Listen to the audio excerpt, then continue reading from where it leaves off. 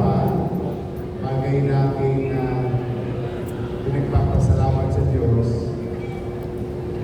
Bagamat tayo'y nasa krisis, hindi pa tayo ligtas, dahil hindi pa sila mayapa sa Middle East. Tapos, marami pa tayong pagsubok financially bilang syudad.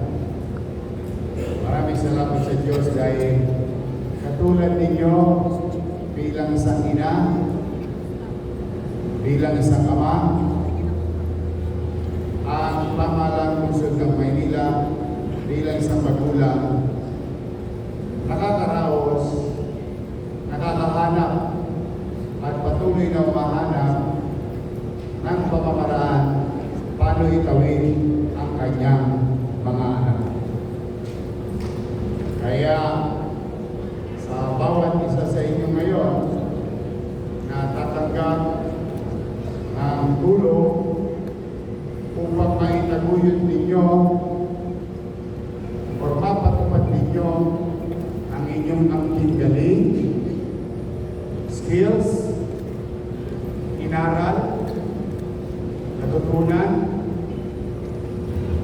mga bagay na alam niyo na at ginagawa niyo na rin, madagdagan ng pamahalang lungsod ng Maynila. Yan ang layunin ng programa nito sa gitna ng krisis. Sa ating mga nagtapos sa ginagawa ng MDSW, every other month, meron tayong mga graduates under the skills program. Bagay na gusto kong ibigay yung kredito sa ating MDSW family. Palakpakan natin sila.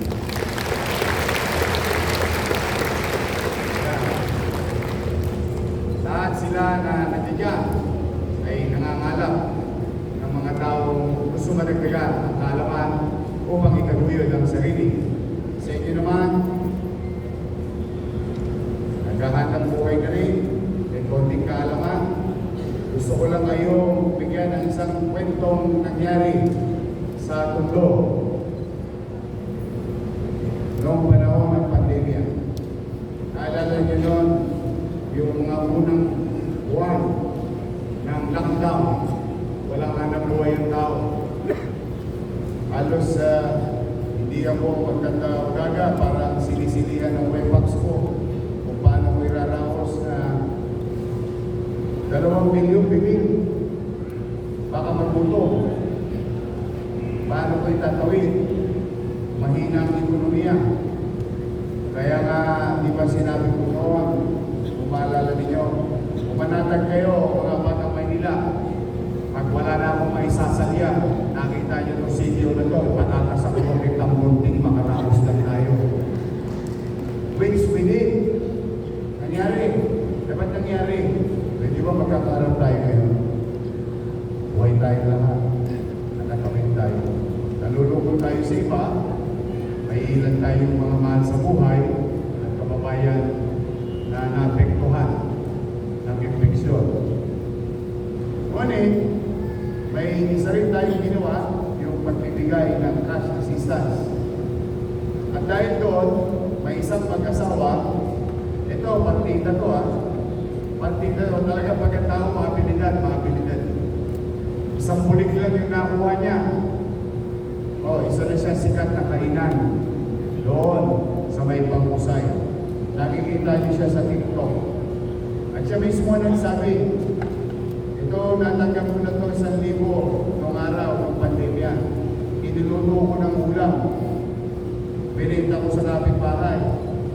Mukhang nasarapan. Ikinuwento, alam mo naman sa atin, maraming marites. Maraming. Ang hanap buhay ay chismis. Word of mouth. Ngayon, kahit pa paano tinatayo na yung kanyang kainan. Sa loob at itinatag sa kanyang bahay. So, ano ibig sabihin? Hindi siya imposible. Mas malawak pa ngayon dahil yung iba natin mga graduates, hindi lang cash makukuha nyo, may gamit pa kayo makukuha. Nakita ko na pandudo ng kwek-kwek. Sabi ko kay Chief Cesar Chapa, sabi ko, daw ako yan. Panlupo yan. Ako, nung nakita naman ni Vice Mayor, yung Q-Tex, sabi, pwede na ba akong patiran? Talaga kayo mga babae. Basta pagpapaganda. But today is another approach of your city government na maibsan yung hirap, mabawasan yung sinusukong ng tao. At kung meron man siyang naumpisahan na, aaryan pa ng pamahalang lungsod. Yun ang tema ng programa ito.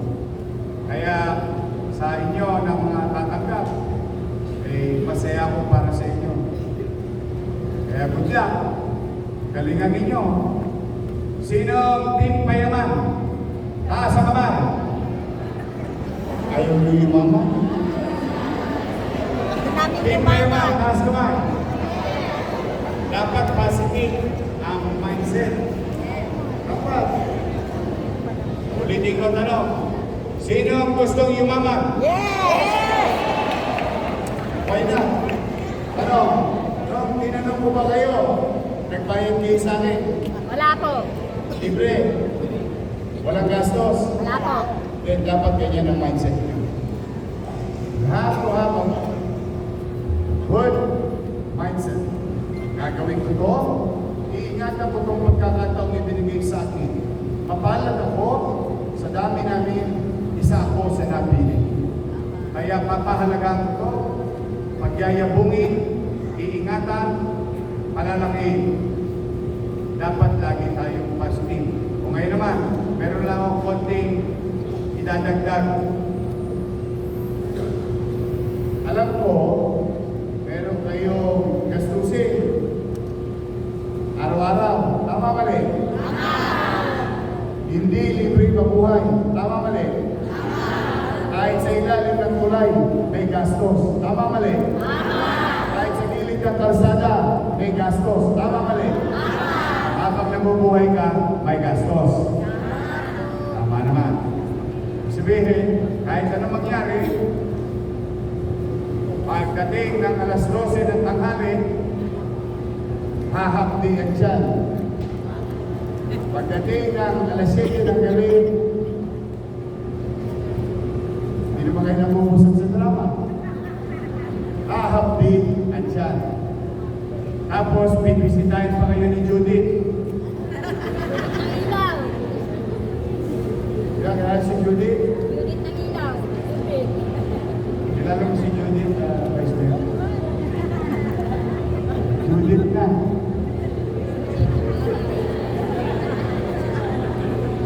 Meron na ng kuryente. Opo. Meron na ng tubig. Opo. Kami, nung araw, kahit squatter kami, sa Parola, sa Pabuhay. Meron ba taga-tundo rito? Parola, Pabuhay Street, sa Aten. Yung sikat na Aten. Doon kami nakatusok, bago yung naging highway. Kahit mahirap kami mayaman. Dahil si Judith, hindi namin kilala. Stockholder kami ng Meralco.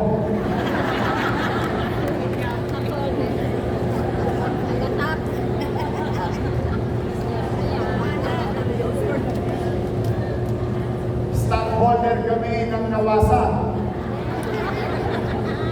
Nung araw naman Nawasa eh. Sa umaga, Nawasa. Sa gabi, Nawasa. Nawasa, pintubo ng Nawasa. Tapos George pulang-pulang. Ikaw may hawak ng gripo ng grasya.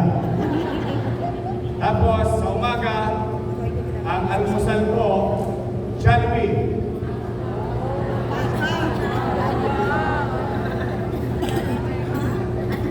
Jollibee. Yum Burger. Tanghalian, Chicken Joy.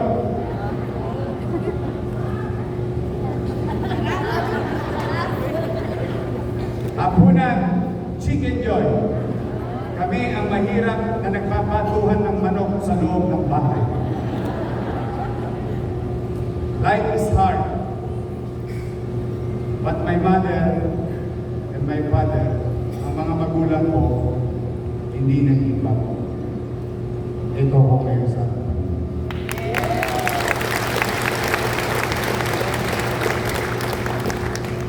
Kaya, mahirap ang buhay, habang buhay may Pag-asa. I want that message given to us ng ating mga ninuno. Sinabi niya ng mga lolo't lola natin, nanay-tatay natin. Gusto ko isa puso ninyo. At hindi lang ninyo isa sa puso at isipan, dapat yun isagawa. Ngayon, ano yung payo ko? Diba, may gastusin araw-araw, may gastusin katapusan. Lahat na lang may gastusin. Ngayon, meron pang MM. Ano ba, marami pa mga extra gastusin. But anyway, kumita kayo. Diba wala, kwentuhan lang. Mangarap na tayo, tamang mindset. Kumita ka malinganda. Ano?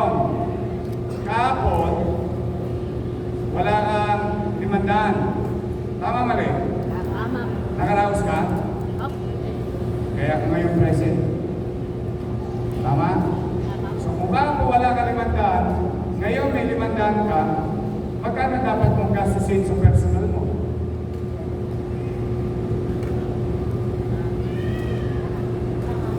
Limandaan. Hindi ganun ulit bukas. Wala ka na ulit 500. So, nakukuha niyo yung punto ko. Kung nakapamuhay ka ng piso kahapon at ngayon ay may 5 piso ka, dapat ang gastusin mo ngayon, piso din. Nakukuha niyo yung punto ko? Hindi yung pagka may extra, biglang nagiging makulay ang buhay ninyo. Makulay ang panahon. Wow! Dati cherry mobile. Baka pwede ng iPhone. Eh yung iPhone, mas mahal pa sa bahay mo. Okay, kasi bahay namin nung araw, 20,000 lang. Alam mo naman nung araw, maraming bakanting lote. Yung nanay ko, maraming real estate eh. Pag nakakita ng lote, nagtatanim ng talbos ng kamote. Totoo to, sa arte. Tanim-tanim muna ang talbos kamote. Tutubo, maya-maya. Siyempre, kailangan pantayan. Maglalagay ng upuan. Yung upuan, lalaparan. Siyempre, mainit. Lalagyan ng bubog. Pag umuulan, may angge. Lalagyan ng dingding. May kailangan ng pintuan nun. Bahay na. Talbos ng kamote, hindi na yung bahay ang tumulo. Pero, ang punto ko, nakapamuhay ka ng piso kahapon dahil may programa ang gobyerno na nagdagan ang puhunan mo, nakapag-expand ka, dumami ngayon yung puhunan, pinagulong mo ng pinagulong at ipinagparaya mo ang sarap o what you call the principle of delayed gratification. Huwag nyo kagad bayaran ang inyong sarili kapag may nakikita kayong sobra. Ang tingnan ninyo, lahat ng dusa at hirap na gagawin nyo ngayon, pagdating ng araw, ginhawa ang maramdaman ninyo.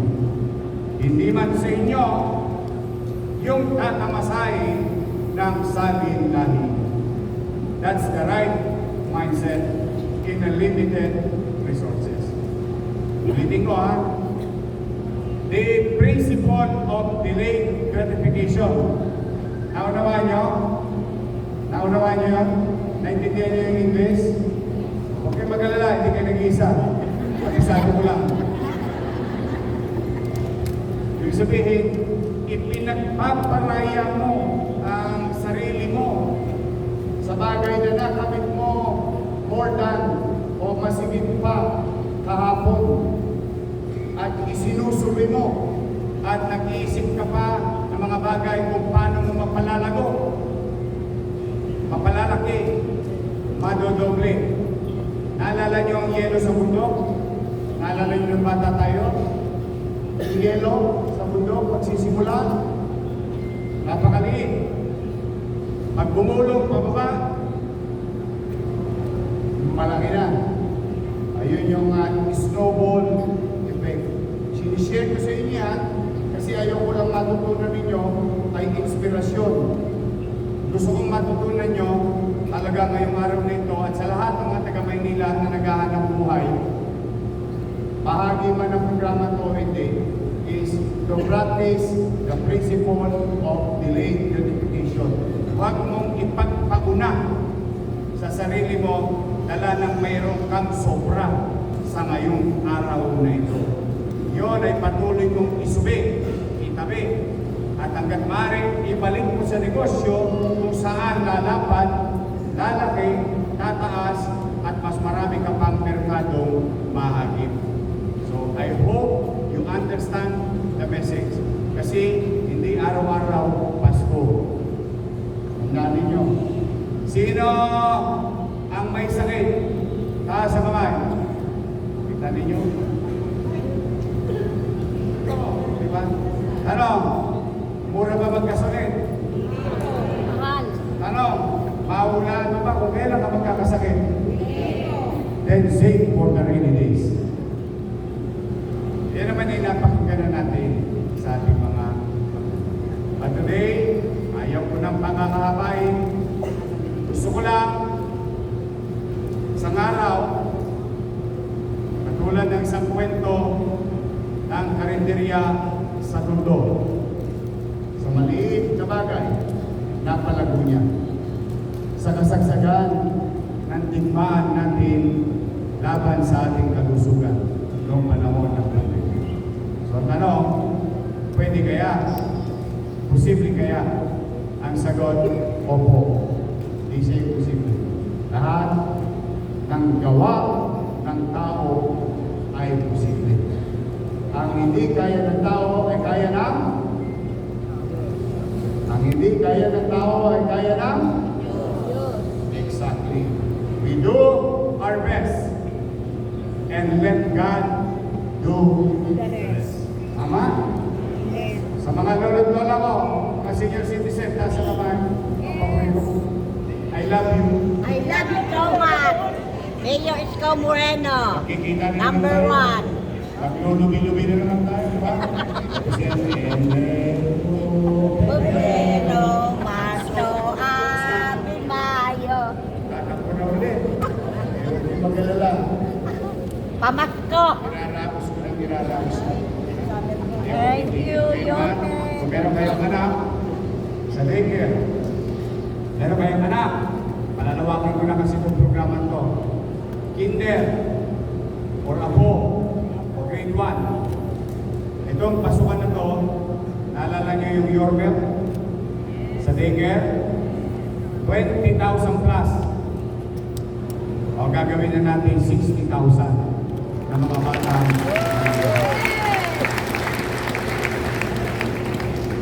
Umpisa sa maliit, practice araw-araw, naging muscle memory, na perfect, o ngayon escalation. So that goes also to your business now, future business tomorrow, skills, maybe your skills can now be in a form of business. So muli, mag-iingat kayo. Basta pagkatatandaan ninyo, mahal na mahal ko kayo.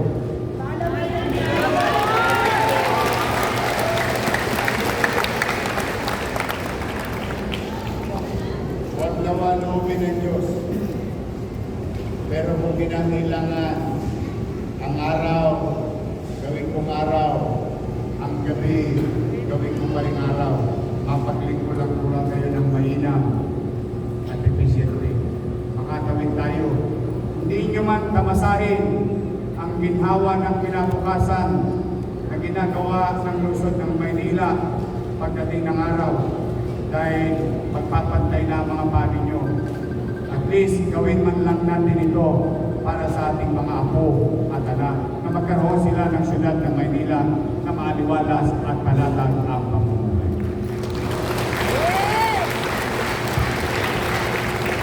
Magbubuti ako. Hindi perfectong gobyerno ang may bibigay ko sa inyo. Pero sigurado ako, may gobyerno sa lungsod ng Maynila. So, last, I wish, ito wish ko na kay Jesus, sana magtagumpay tayo.